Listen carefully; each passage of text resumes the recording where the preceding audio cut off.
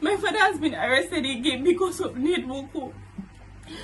I don't know why Ned Nwoko is so bent on frustrating my family.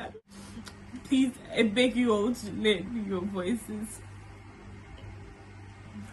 Let me your voices. At least I believe that somebody somewhere will definitely hear us and help us out. I strongly believe that at least there will be one person who can actually do something about this. That there will be one person. Please, Ned Nwoko, please, I just want my father to be released. Please release my daddy. Ned Nwoko, please release my daddy. Not just my daddy, please release Priska's daddies too. Release Antonia's uncle. Release my uncle Raymond. Release damn classmates. Release them. Why are you keeping them for? What? All this injustice for? What? All this wickedness for? What? All this for? Why? Hello everyone, my name is Uzo Pamela Ikejoku. I'm known as Pamela Nin on Twitter and Instagram. Yesterday I made a tweet stating how my mother had to celebrate her birthday in the prison because of Ned Nwoko, and it had a lot of engagement. I'm very grateful for that. I'm grateful to you all for lending me your voices. But then again, I posted an article to follow it up, telling you the article was written by my dad, narrating the whole story, how it started. But then a lot of people complained that the article was too long for them to read, and I totally understand, because somebody reached out to me and was like, Pamela, I'm at work, so I can't really read this now, but I'll retweet anyways. So I don't just want you guys to just retweet. I want you guys to know the story, and if there's any way you can help us out, please do it. Any help at all. There's no help that is too much. If anybody you can call, anybody that can intercede for us, please do. Your prayers too are important. So I'll give the story. I'll tell the story now in my own summary, so you guys can just have a glimpse of what is happening. So, but then I still implore you guys to read the story in full details, because I don't like when people just know half of the story. I feel like if you want to know something, just know it in full. So please, if you can take out your time to do. So I'll just tell the story from my own side now. So last year, how it started. Okay, this is the second arrest that is happening of my dad. Last year, I got a call from a strange number saying, Uzo, sorry, be strong for your daddy. I know what's happening. It will be hard for you guys now. All this kind of talk.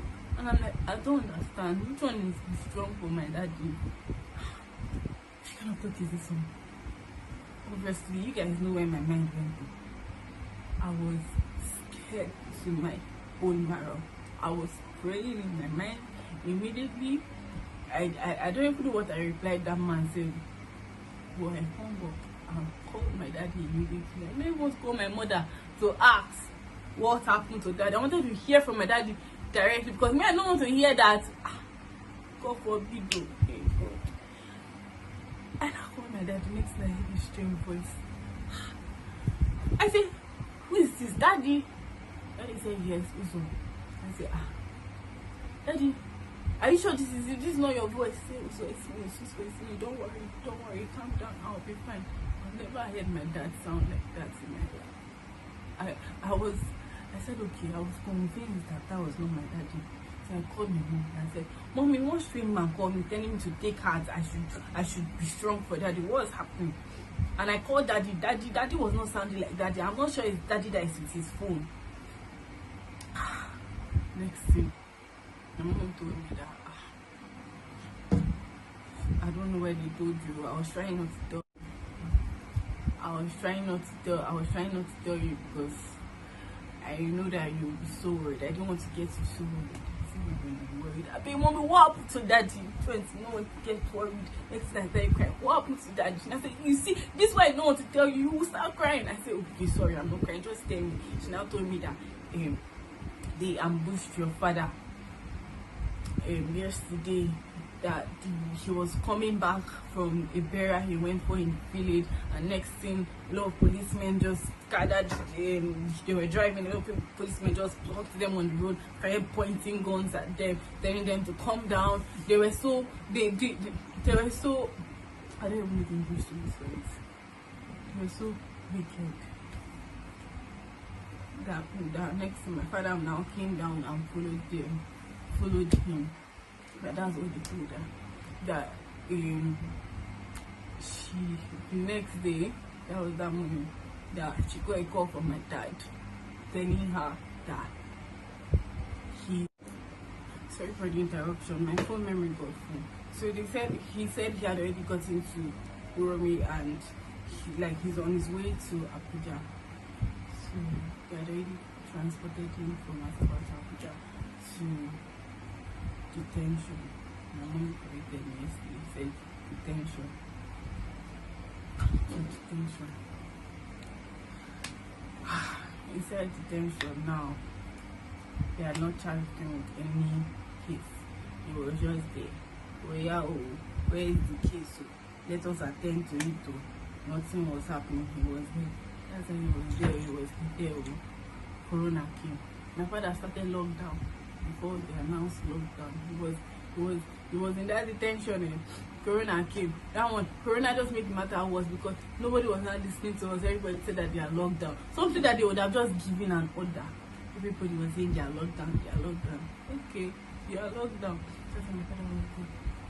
Well, finally, the case got to court. My mom told me yesterday, they now moved him from detention to prison. Apparently, detention and prison, they are two different things. Prison is actually better. What my daddy is in right now is actually detention, not prison. He said prison, at least you can move around. Detention is just more room.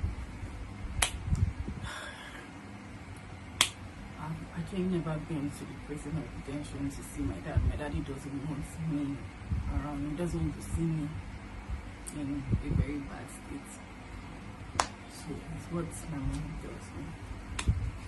So as he was in detention, finally the case got to court. He moved him to prison. That's how he was in Kuje prison in Abuja for months.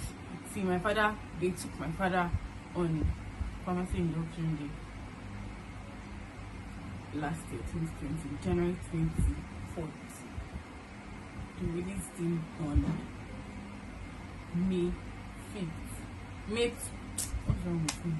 May 12th, on my mother's birthday. We were so happy. After over 5 months, I had not seen my father. During the lockdown, we were just at home without my father. Imagine. It was so sad. Every day prayer, Ned Nwoko, refuse my father. Ned Nwoko, stop doing this. Ned Nwoko, please save us from Ned Nwoko. Save us from Ned Nwoko. Save us from the hands of Ned Nwoko. That's our prayer every day.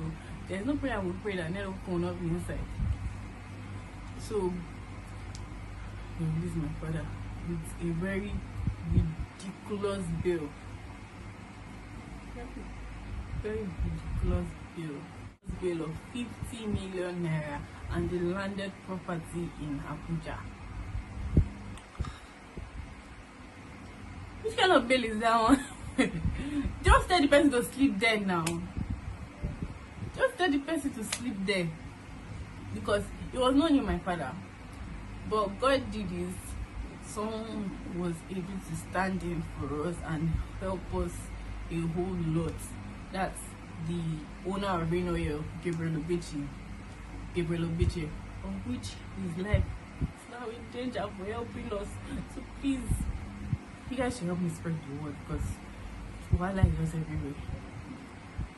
There is news that they sent people to assassinate Gabriel Obichi.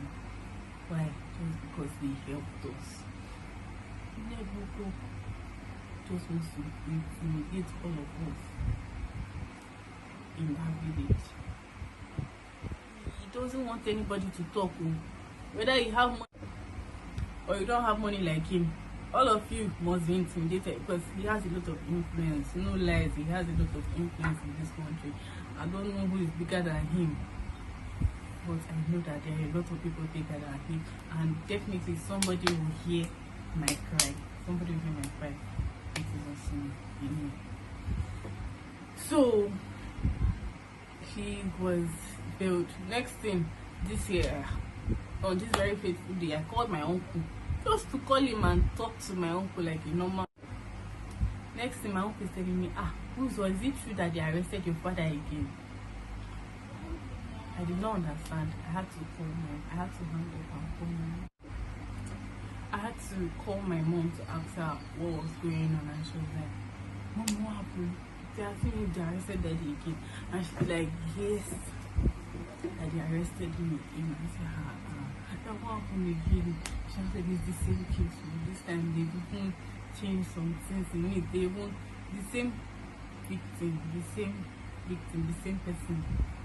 That you guys will get the whole information and details on Azikaji process page, like everything. You guys will analyze this case and tell me if the thing makes sense to any of you. You will tell me it is obvious. You will see how obvious it is that this is just a case that was just made up and has this very rich sponsor backing it up with money. The same murder victim. Next thing, they are adding 20 people's names, 21 people's names are tied down to that murder.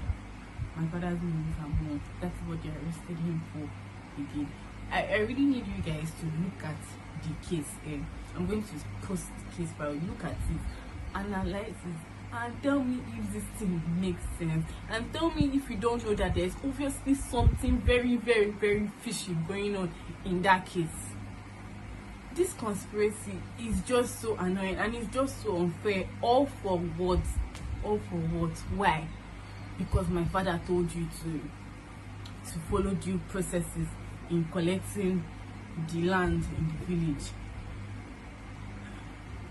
Ned Nwoko, the billionaire, what are you doing forcefully collecting people's lands in the village when you can just buy it?